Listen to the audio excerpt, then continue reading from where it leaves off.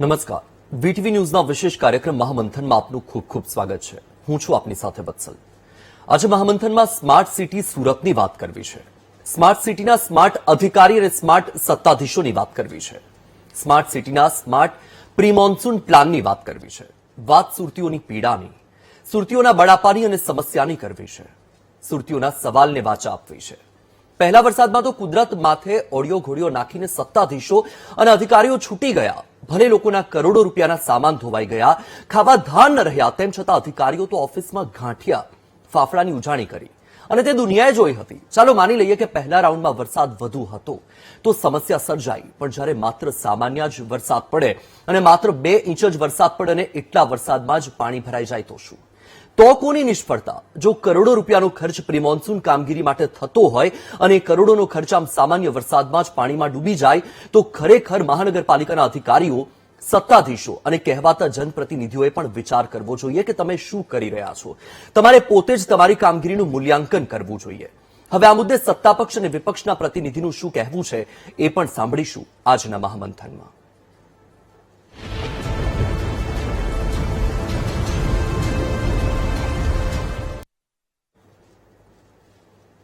જ્યાં એક તરફ સામાન્ય વરસાદમાં જ સુરત પાણી થઈ જાય છે, ત્યાં હવે બીજી બાજુ સુરતવાસીઓ હવે આ અણઘડ વહીવટથી કંટાળી ગયા છે. લોકો હવે પૂછી રહ્યા છે કે ક્યાં સુધી તંત્રની લાલિયાવાડીના કારણે હેરાન થવું પડશે, ક્યાં સુધી નુકસાન વેઠવું પડશે.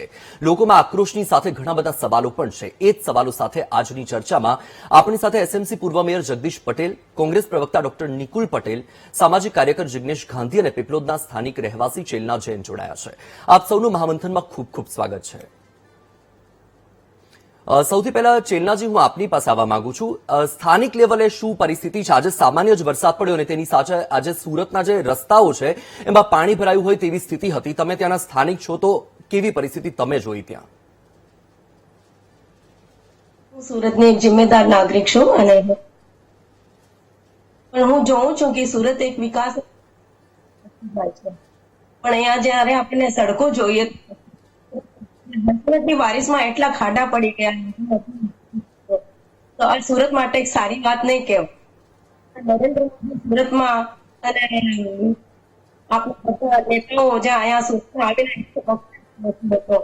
સુરતની જ્યાં આ બાજુ નજર જાય તો વિદેશોમાં પણ ખરાબ થાય છે અને લોકોનો જે થાય છે 10 મિનિટ લોકોનો જે આ ખરેખર મોટી વિશાળની વાત કરીએ એટલે મને બહુ જયારે થોડાક ઊંચા થાય ખાડામાં ચડી જાય. પરિવારને સંભાળવું એક મીડિયમ ક્લાસ ફેમિલીને બહુ તકલીફ. આપણે બિઝનેસ ઉભા થતા નથી એના પહેલા જિગ્નેશભાઈ, તમે પણ આજે જોયું હશે કે આજે સુરતીઓની પરિસ્થિતિ શું થઈ, પણ સામાન્ય વરસાદમાં. એ પછી ઉધના નવસારી રોડ હોય કે પછી એવા ઘણા બધા વિસ્તારો હતા કે ત્યાં આજે પાણી ભરાઈ ગયું અને એ પણ માત્ર 1.5 થી 2 ઇંચ વરસાદની અંદર જ. નમસ્તે સાહેબ. દર વર્ષે પાણી માટે એટલી બધી વ્યવસ્થા થાય છે, પણ આજે આ વખતે તો એટલી વ્યવસ્થા થઈ ગઈ છે. બેસું દેવાયેલા છે. આટલો કરોડ 500-600 કરોડ 700 કરોડના ફ્લેટો હોવા છતાં આના લોકો દર વર્ષે એ લોકોના પાણીમાં બધા ગાડીઓથી લઈને બધું ખરાબ થઈ જાય છે. બધાની દુકાનોમાં આ વખતે કરોડો રૂપિયાનું નુકસાન થયું છે સાહેબ. શ્યામ મંદિર થી લઈને અમારો આખો વીઆઈપી રોડ આખો એકદમ ખરાબ હાલ. આજે પણ પાણી થોડા વરસાદમાં પણ પાણી ભરાઈ ગયા છે. એક મહાવીર એપાર્ટમેન્ટ છે બેનશીતા, એ બિચારાનો આજે સવારે થોડો વરસાદ પડ્યો, પાણી રોડનું લેવલ ઊંચું કરી બેસેલ છે એટલે બધું પાણી એ લોકોની બિલ્ડિંગમાં ઘૂસી ગયું અને બધી ગાડીઓથી લઈને બધું ખરાબ થઈ ગયું લોકોનું. કેટલા સમયથી આવી પરિસ્થિતિ થઈ ગઈ? કેટલા સમયથી આવી પરિસ્થિતિ? કેટલા વર્ષ? આમ તો સાહેબ અમે તો 15 વર્ષથી આવી રીતે સેવા કરીએ છીએ, પાણીમાં ઉતરી લોકોની સેવા કરી રહ્યા છે. આ વર્ષે 3 વર્ષમાં તો આ ઘણી પરિસ્થિતિ ખરાબ થઈ છે વિશ્વની. બિલકુલ. જગદીશભાઈ, તમારી પાસેથી મને એ જાણવું છે, તમે પણ આ બધા દ્રશ્યો તો જોયા જ હશે. તમારું શું કહેવું છે? તમે તો પૂર્વ મેયર છો અને સુરતની દરેક વિસ્તારની પરિસ્થિતિથી તમે અવગત હશો. તો આ 1.5 થી 2 ઇંચ વરસાદમાં જ જો આવી રીતે પરિસ્થિતિ સુરતની થઈ જાય તો પછી સુરતને સ્માર્ટ સિટી કેવી રીતે કહી શકાય?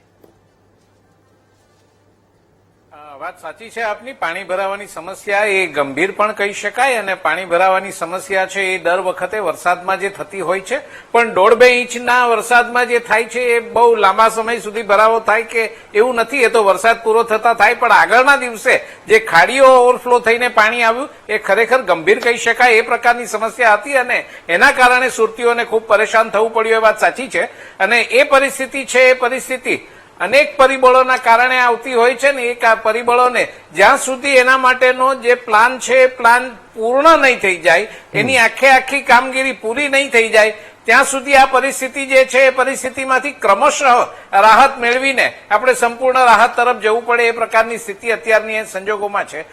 ખાડીઓની વોટર કેરિંગ કેપેસિટી વધારે વિસ્તારનું જે પાણી લેવા માટે એની ક્ષમતા વધારવાની ને એ બધી કામગીરી જે ચાલુ છે પૂર્ણ ન થાય ત્યાં સુધી ક્રમશઃ આપણે એમાંથી રાહત અને સાવચેતી સાથે આગળ વધીને ઝડપથી કામ પૂરું થાય અને સમસ્યામાંથી નિજાત મળે એ દિશામાં આગળ વધવું પડે.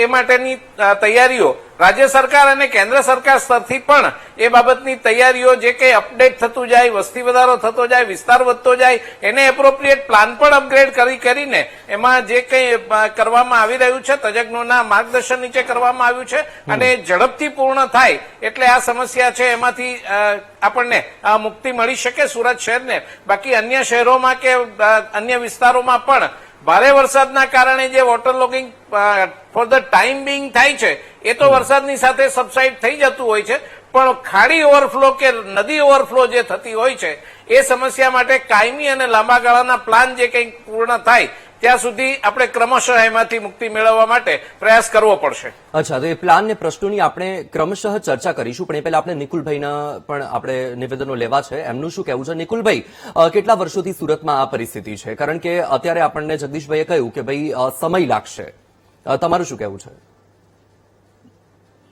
છેલ્લા 3 દાયકાથી ગુજરાતમાં ભારતીય જનતા પાર્ટીની સરકાર છે અને હજી બી એ પ્લાનિંગની વાતો કરે છે તો મને સાંભળીને ખૂબ જ હાસ્યાસ્પદ એટલે લાગે છે, કારણ કે સિસ્ટમ અને એવા વ્યક્તિ જોડે હું સાંભળી રહ્યો છું કે જે સુરતના મેયર રહે છે. મારા ખ્યાલથી ભારતીય જનતા પાર્ટીના મુખ્ય બેઠા છે નિરીક્ષક ખ્યાલ હશે કે દરેક જગ્યાનું ટાઉન પ્લાનિંગ હોય, સ્કીમ્સની અંદર બધી જ જાતના વ્યવસ્થાના ધ્યાન રાખવામાં આવ્યા હોય, પછી ડ્રેનેજ ના હોય, વરસાદી કાંસ ના હોય, અને જયારે ટીપી મંજૂર થાય સરકારમાંથી તો ત્યાંથી ગુજરાત સરકાર સુધીના લોકોની અંદર ઇન્વોલ્વ.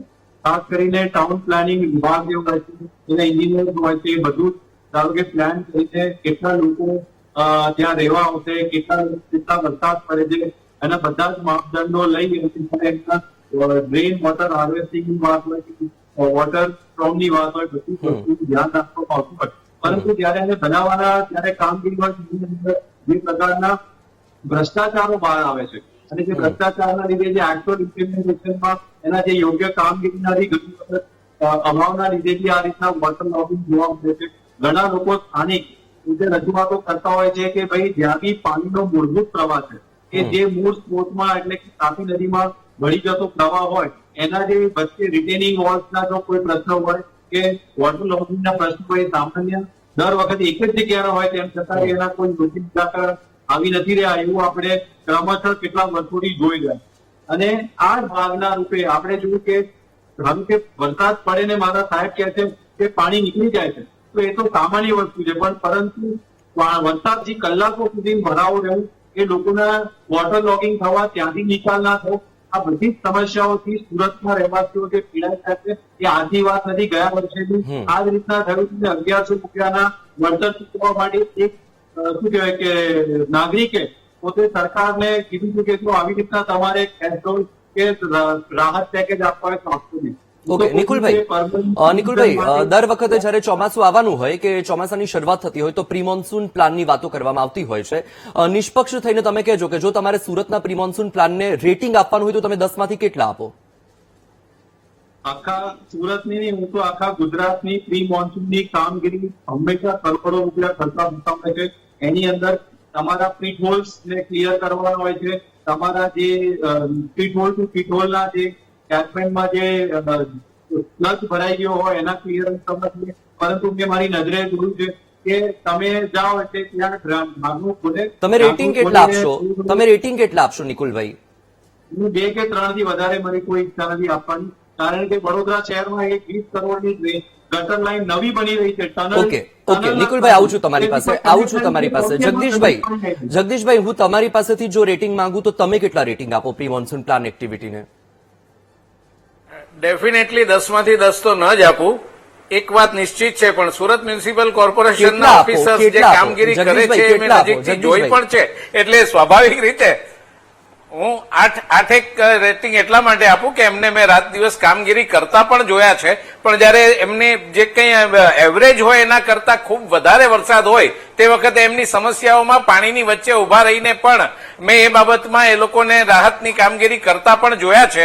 એટલે સ્વાભાવિક છે કે વિપક્ષની જેમ હું બિલકુલ અધિકારીઓની સામે એટલી બધી વાત એ રીતે રાજકીય નહીં બનાવું, અને હું રાજકીય મુદ્દો કોઈ દિવસ બનાવતો પણ નથી. એટલે હું એ રીતે વાત નહીં કરું કે ભાઈ અગાઉ દર વર્ષે પૂર આવતા હતા, દર 4 વર્ષે સુરત ડૂબતું હતું, એ બધી વાત હું નહીં કરું. હું તો માત્ર જે સમસ્યા છે ગંભીર હોય એ સમસ્યામાં નગરજનોને આ પ્રી મોન્સૂન પ્લાન ફેલ ગયો. વાત કરી સાહેબ, આ દ્રશ્યો જોયા પછી તમે સ્વીકારી શકો કે પ્રી મોન્સૂન પ્લાન ફેલ ગયો? ના, મારે એમાં આપ જે કહો છો તે રીતે મારાથી એટલા માટે વાત હું નહીં કરું કારણ કે હું એની સાથે એ રીતે સહમત નથી. પ્રી મોન્સૂન કામગીરી જો અગાઉ ન થઈ હોત તો અત્યારે એક દિવસમાં 20 ઇંચ વરસાદ જે 100 વર્ષ પછી પડ્યો હોય એ 20 ઇંચ વરસાદમાં જો પ્રી મોન્સૂન પ્લાન ન હોત તો હજી પણ કેટલી ગંભીર સ્થિતિ થાત એ ખરેખર થઈ હોત ને તો ખબર પડત. સદભાગ્ય છે સૌના, અને પ્રી મોન્સૂન કામગીરી ભલે 8 રેટિંગ વાળી હશે તો એ પણ થઈ છે. એના કારણે ગંભીર સ્થિતિ જે એક દિવસમાં 20 ઇંચ વરસાદના કારણે થાય ને એ સ્થિતિ કદાચ આના કરતા વધારે ગંભીર હોઈ શકત. પણ સુરતમાં એ સ્થિતિ છે અત્યારે જે આવી છે ત્યાં સુધી કંટ્રોલ થઈને આ થઈ શક્યું છે, અને એના કારણે થોડો ઘણો ફાળો એમાં પ્રી મોન્સૂન કામગીરી થઈ હશે એનો પણ હોઈ શકે કે જેના કારણે કદાચ એક દિવસમાં 20 ઇંચ એટલે બહુ જ વધારે કહી શકાય, 100 વર્ષની એવરેજમાં સૌથી વધારે કહેવાય એ પ્રકારના વરસાદમાં પણ કદાચ આપણે જે મુશ્કેલી આપણને આવી છે આપણે જેને પાર પાડી શક્યા છીએ એ મુશ્કેલીને થોડી ખાળી પણ શકાય છે સાહેબ. ઓકે, આપણે એ મુદ્દે પર ચર્ચા કરીશું. જિગ્નેશભાઈ, તમારું શું કહેવું છે? આપણે પહેલા પ્રી મોન્સૂન પ્લાનની જ વાત કરી લઈએ, પછી આપણે એના જે એમાં સુધારા વધારા શું કરી શકાય એની પણ વાત કરીશું. જિગ્નેશભાઈ, તમે સામાજિક કાર્યકર છો, વર્ષોથી તમે જોડાયેલા છો આ પ્રવૃત્તિમાં. સુરતની જે પ્રી મોન્સૂન પ્લાન છે, આ દ્રશ્યો જોયા પછી તમે કેટલા રેટિંગ આપશો? તમે આ કોંગ્રેસ અને આ જગદીશભાઈની વાતથી કેટલા સંમત છો? હું ફ્રેન્કલી કહું તો 15 વર્ષથી લિંબાયત ઝોનમાં દર વર્ષે આટલો ગળે ડૂબીને લોકોને સવારેથી સાંજ જમણવાની વ્યવસ્થા આ વર્ષે પણ કરી છે. દર વર્ષે લિંબાયત ઝોન પાણીમાં ડૂબી જાય છે.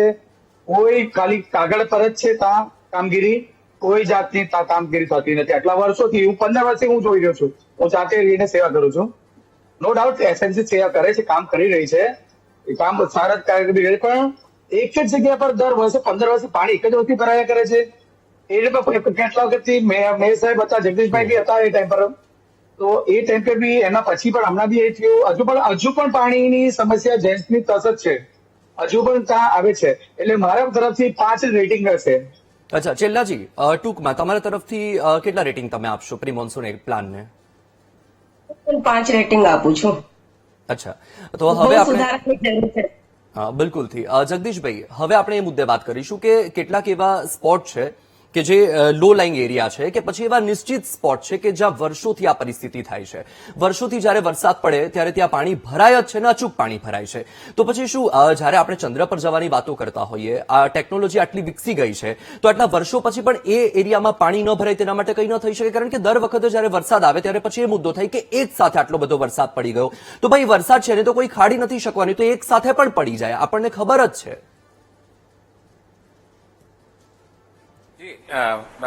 સરસ, ખરેખર તો તમે સવાલ પૂછો છો. હું આપને જણાવું, જે લોકો સિનિયર છે એમને ખબર છે. સુરતમાં અગાઉ એક વિસ્તાર એવો હતો જેને બાપુનગર વિસ્તાર તરીકે ઓળખતા હતા. બાપુનગર વિસ્તાર એટલે એવો વિસ્તાર હોય કે થોડું ઘણું પણ વરસાદનું જોર વધે ને એટલે તરત જ એ બધા જ ઘર ડૂબી જાય એટલે એ બધા જ વ્યક્તિઓ છે ત્યાંથી વિસ્થાપિત થઈને તરત નહેરુ બ્રિજ ઉપર આવી જાય અને નહેરુ બ્રિજ ઉપર એમને આશરો આપવાનો, ફૂડ પેકેટ, એનું કેશ ડોલ વગેરે તરત બીજા દિવસથી ચાલુ થાય, જે કઈ નજીકના દિવસો હોય ત્યારથી. આ વિસ્તાર એ પ્રકારે હતો અને હજારો ઘર ત્યાં હતા. હવે જ્યારથી આ શરૂઆત થઈ ત્યારથી આજે ત્યાં એક પણ ઘર એટલા માટે નથી કે એમને પાકા બનેલા આવાસ આપીને ત્યાંથી વિસ્થાપન કરવામાં આવ્યું અને એને હવે એ સમસ્યામાંથી લાખો લોકોની વસ્તી હતી એમાં અને લાખો વ્યક્તિઓએ આ વસ્તુમાં પરેશાની ભોગવવી પડતી હતી, તો ત્યાંથી લઈને આવીને એને રાહત કાયમી ધોરણે મળી. આ એક તબક્કો હતો. હવે બીજો તબક્કો છે ખાડીના લો લાઈંગ એરિયામાં જે લોકો રહે છે. અહીંયાથી કહ્યું ને કે 15 વર્ષથી જિગ્નેશભાઈએ કહ્યું કે પાણી ભરાય છે.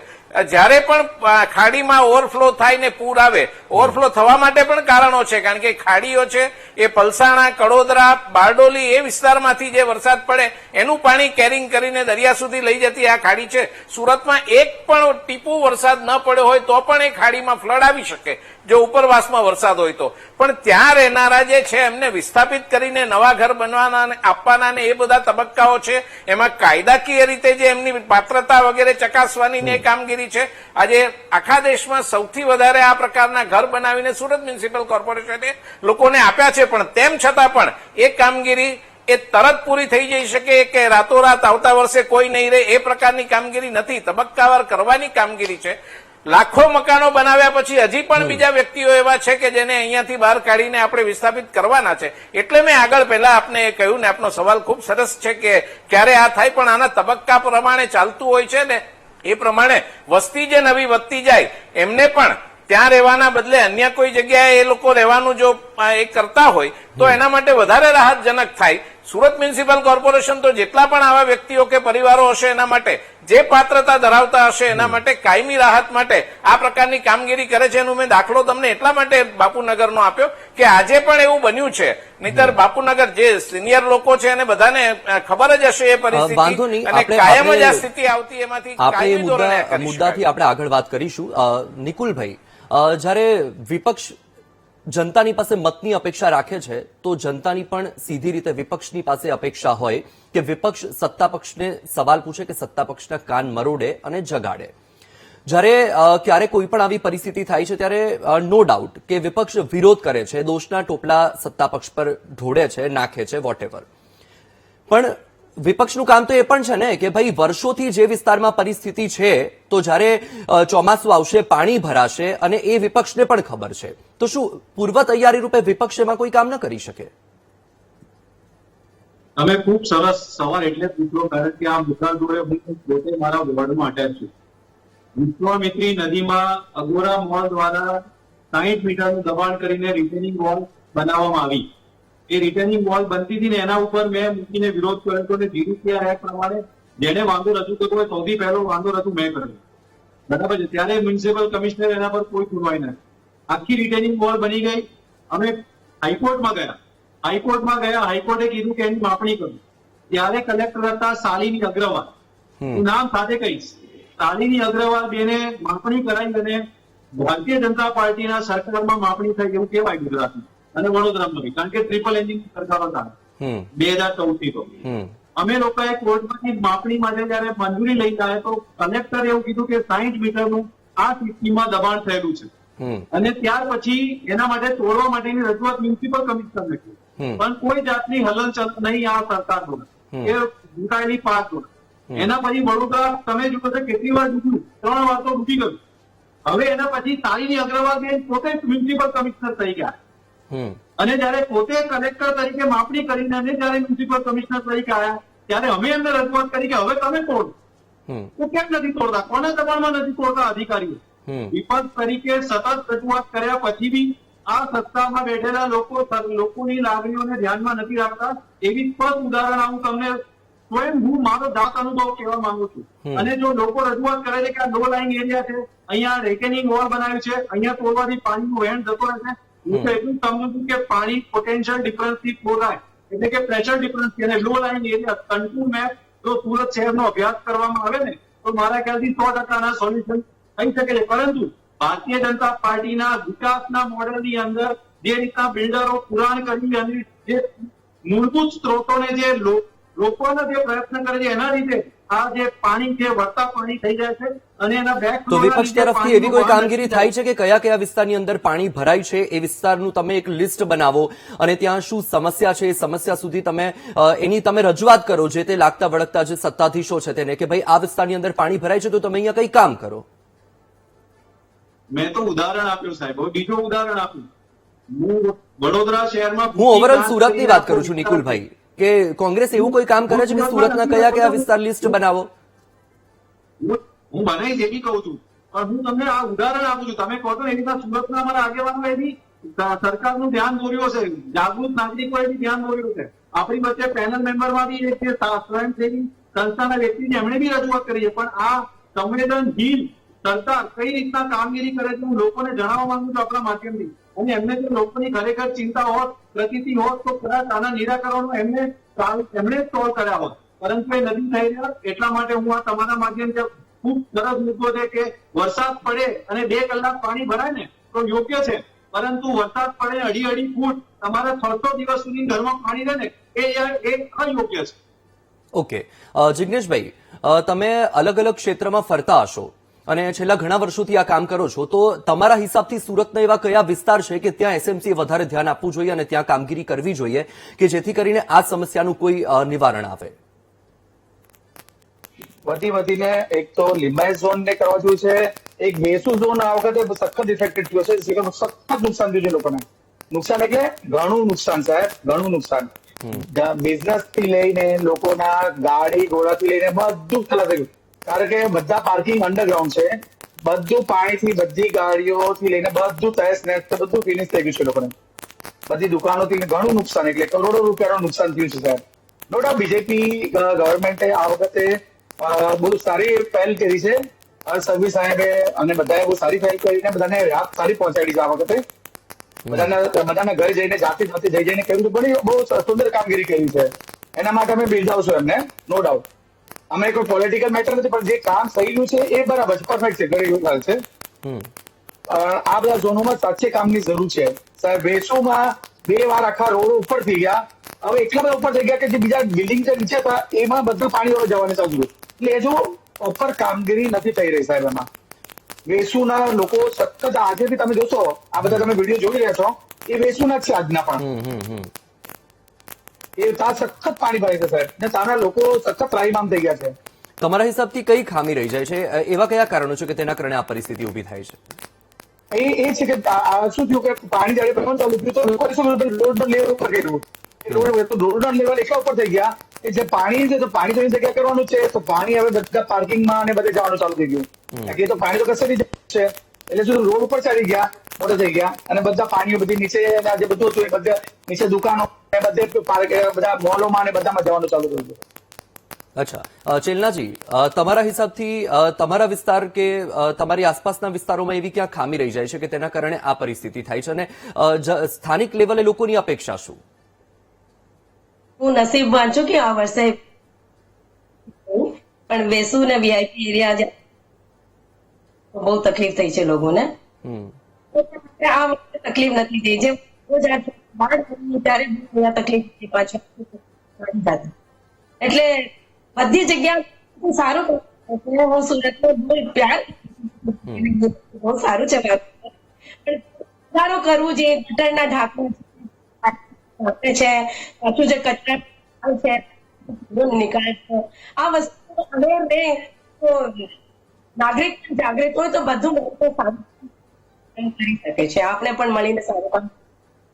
બિલકુલથી. જગદીશભાઈ, તમે બહુ સરસ વાત કરી. બાપુનગરનું તમે એક જે ઉદાહરણ આપ્યું, અને એ તમે જે રીતે વાત કરી તો ચલો કે ભાઈ એક સારું કામ કર્યું, પણ જ્યારે પોશ વિસ્તારની વાત આવે છે કે સુરતના પોશ વિસ્તારની અંદર જ્યારે સમય આપો તો ઉમેરવું પણ છે.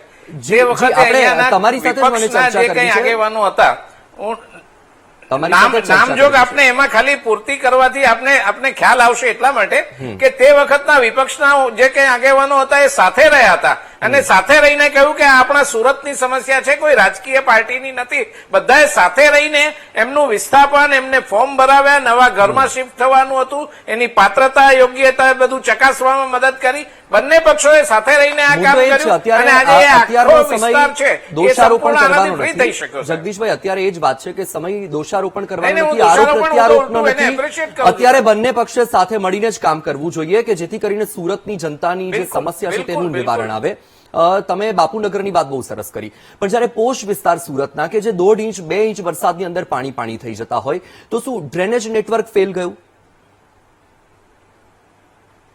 ના, ડ્રેનેજ નેટવર્કનું ફેલિયર તો નહીં, પણ નવા જે વિસ્તારો થયા હોય એ નવા વિસ્તારો તાજેતરમાં જે ભળ્યા હોય છેલ્લા 1-2-3 વર્ષમાં, એ વિસ્તારમાં સ્ટ્રોમ ડ્રેનેજનું નેટવર્ક નાખવાનું જે કામ છે એ કામગીરી ચાલતી હોય છે.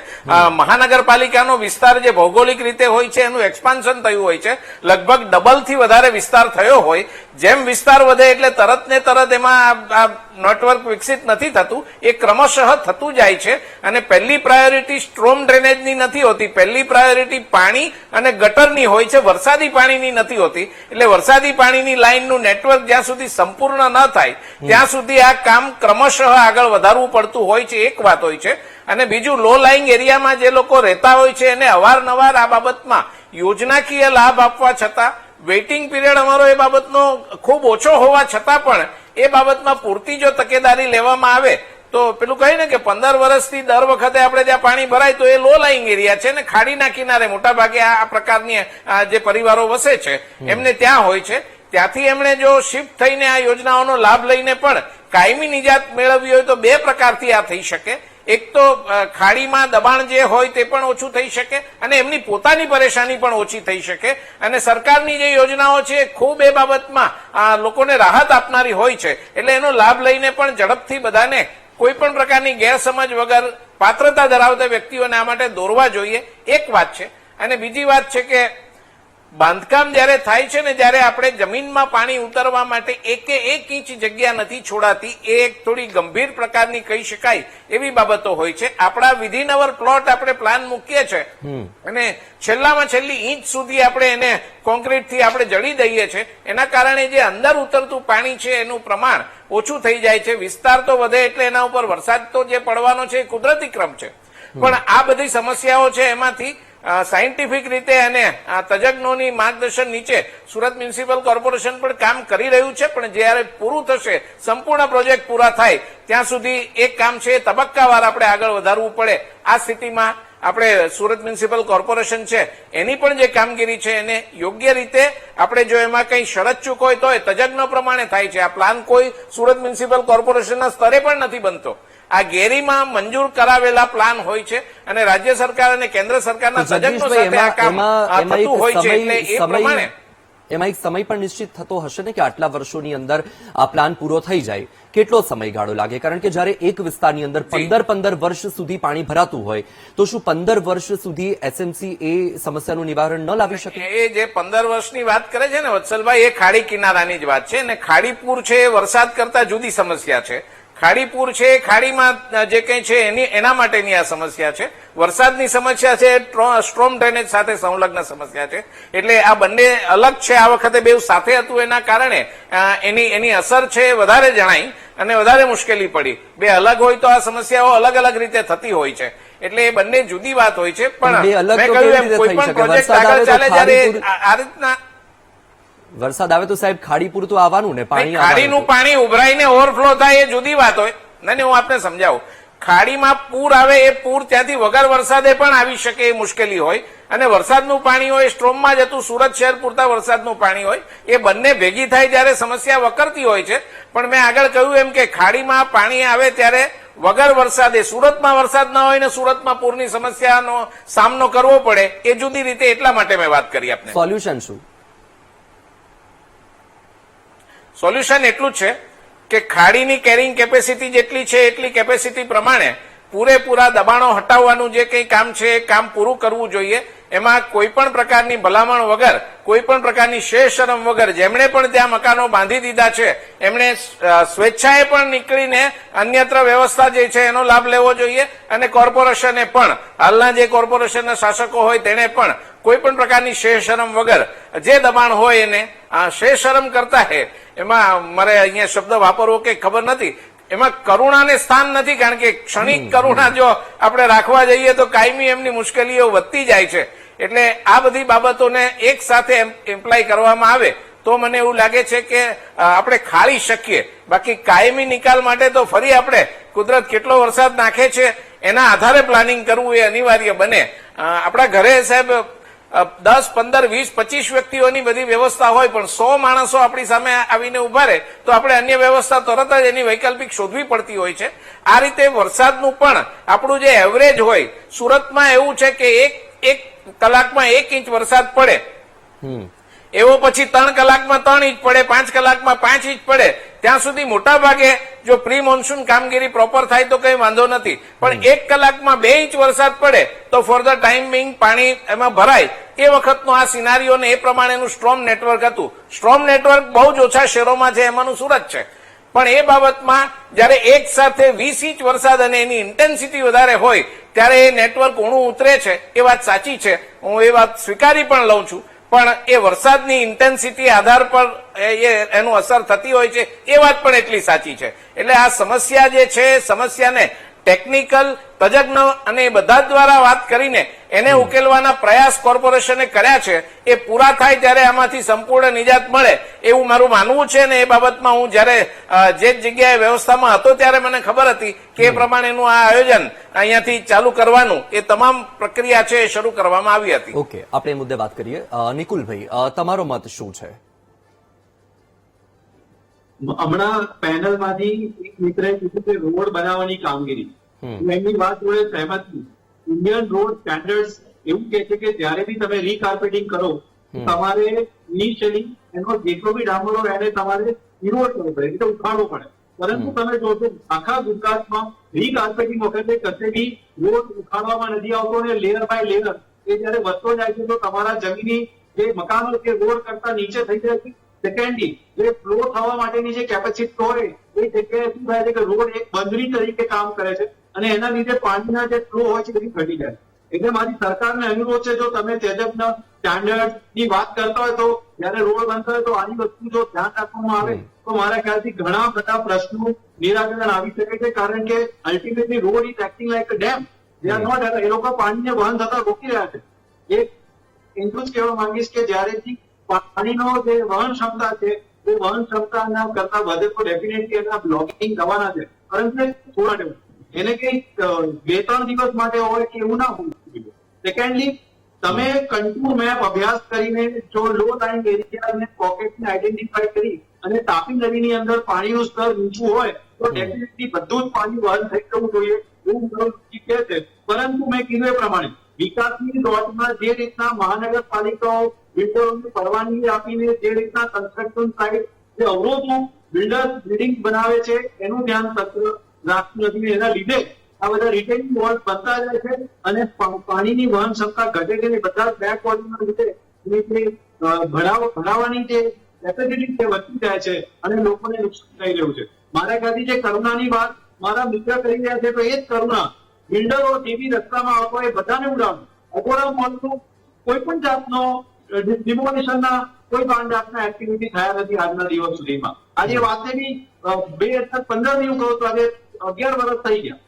એટલે કરુણાની વાત ખાલી નાના લોકો પર ના હોવી જોઈએ, એ તમામ બિલ્ડરો લાગુ થવી જોઈએ જે લોકોએ બી આવા એન્ક્રોચમેન્ટ કર્યા હોય, આવા રિટેલ મોલ બનાવ્યા હોય, જે મહાન મિડ ફ્લો એરિયામાં એમના બિલ્ડિંગ થતા હોય એને બી નુકસાન થતા હોય, આપણા સુરતના પાણી ભરાતા તેવાના તોડવાના સરકારે તૈયારી રાખવી જોઈએ.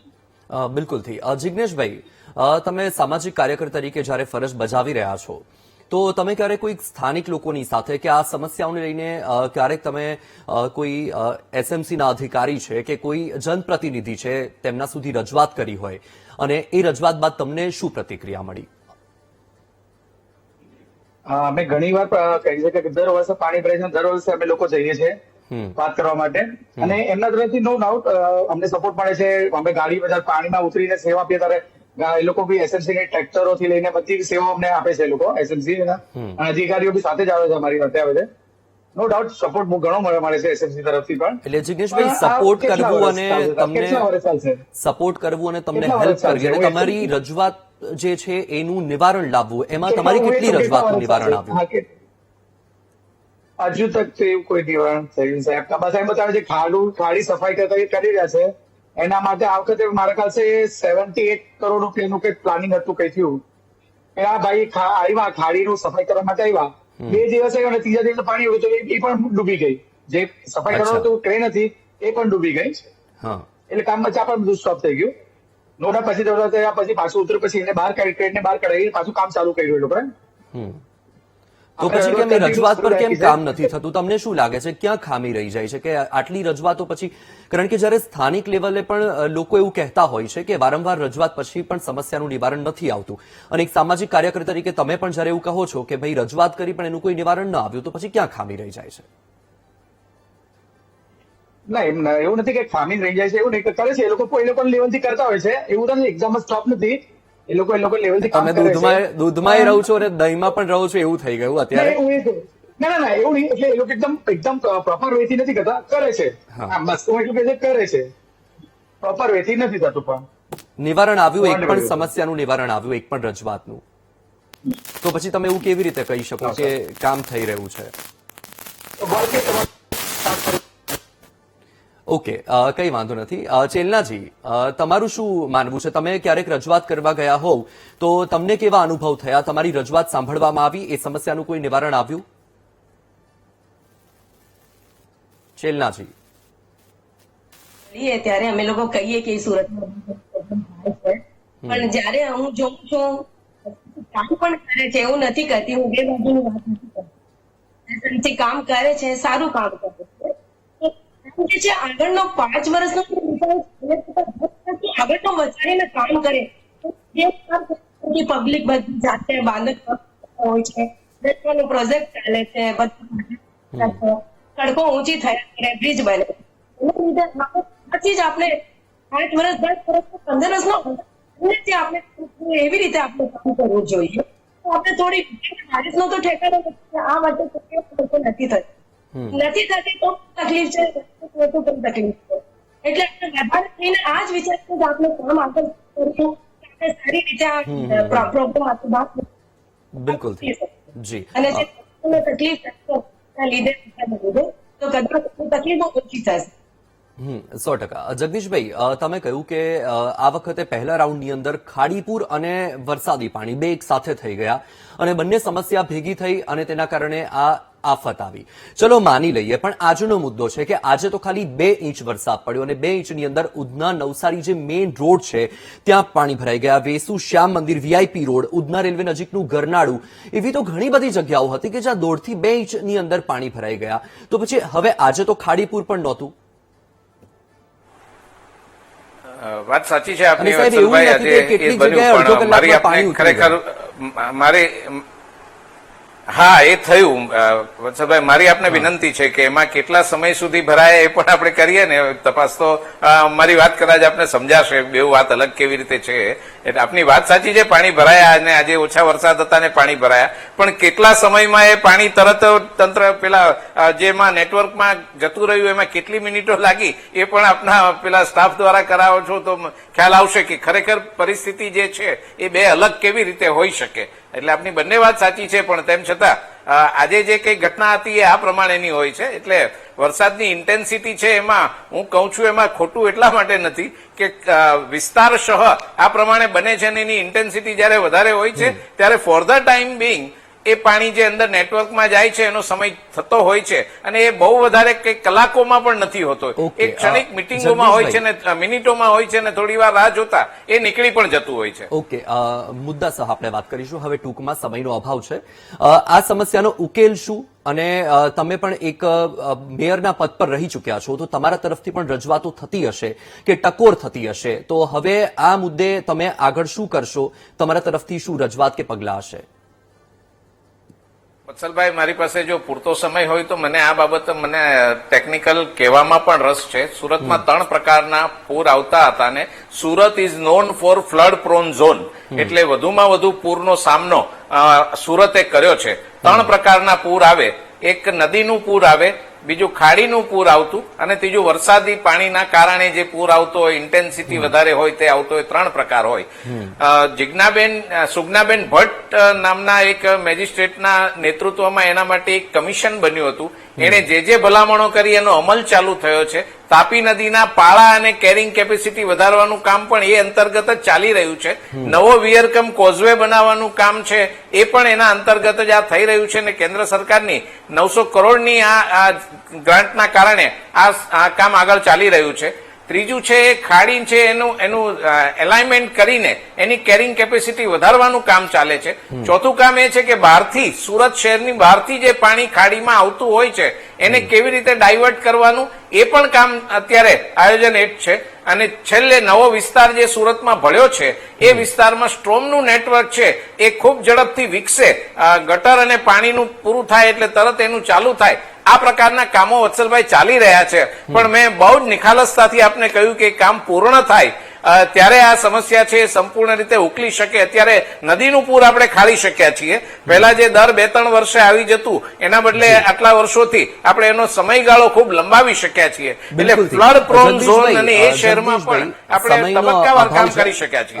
આપને અટકાવવા માંગીશ, પણ આશા એ રાખીએ છીએ કે હવે વહેલી તકે આ સમસ્યાનું નિવારણ આવે. તમે જે રીતે કહી રહ્યા છો કે તબક્કાવાર ક્રમશઃ આ પ્રક્રિયા ચાલતી હોય, તો આપણે એવી આશા રાખીએ કે આ તબક્કા જલ્દીથી પૂરા થાય અને આ ક્રમશઃ પણ જલ્દીથી પૂરું થાય અને આ જે લોકોની સમસ્યા છે તેનું નિવારણ આવે. કારણ કે લોકોને ખૂબ જ નુકસાન થાય છે, આર્થિક રીતે પણ, લોકો માનસિક રીતે પણ ભાંગી પડે છે. કારણ કે પહેલી વાર જયારે પૂર આવ્યું ત્યારે પણ લોકોને લાખો કરોડોનું નુકસાન થયું છે અને સામાન્ય વરસાદમાં પાણી ભરાઈ જાય તો લોકોના વાહનો બંધ થઈ જાય, વાહનોમાં નુકસાન થાય. એટલે ઘણી બધી રીતે લોકોને પાયમાલી વેઠવી પડે છે અને લોકોએ નારા લગાવવા પડે છે કે જાગો એસએમસી જાગો. એટલે હવે એવું ન થવું જોઈએ એ જ આપણે તો આશા રાખીએ છીએ અને જલ્દી જ લોકોની સમસ્યાનો અંત આવે એ આશા રાખીએ છીએ. આપ અમારી સાથે જોડાયા, તમામ ખૂબ ખૂબ આભાર. તો દર્શક મિત્રો, તમે સાંભળ્યું કે જે રીતની આ પરિસ્થિતિ છે સુરતમાં કે આજે 1.5 થી 2 ઇંચ વરસાદની અંદર જ પાણી ભરાઈ ગયું અને પૂર્વ મેયર પણ હતા, કોંગ્રેસના પ્રવક્તા પણ હતા અને સામાજિક કાર્યકર, સ્થાનિક તમામ લોકો કહી રહ્યા છે કે ભાઈ સમસ્યા વર્ષોની છે, પણ મુખ્ય વાત તબક્કા અને ક્રમશઃ પર આવીને અટકી જાય છે.